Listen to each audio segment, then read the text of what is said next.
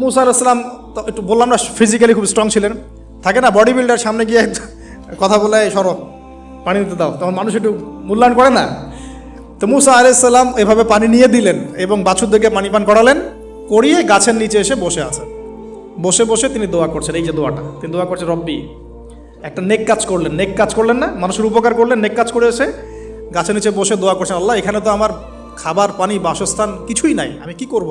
রব্বি ইন্নি লিমা আনজালতা ইলাইয়া মিন খায়রিন ফকির, রব্বি ইন্নি লিমা আনজালতা ইলাইয়া মিন খায়রিন ফকির। আবার বলেন, রব্বি ইন্নি লিমা আনজালতা ইলাইয়া মিন খায়রিন ফকির। অর্থ হচ্ছে, হে আল্লাহ, তুমি তোমার পক্ষ থেকে আমার উপরে যে নেয়ামতগুলো দিবে, আমি এর জন্য ফকির হয়ে বসে আছি।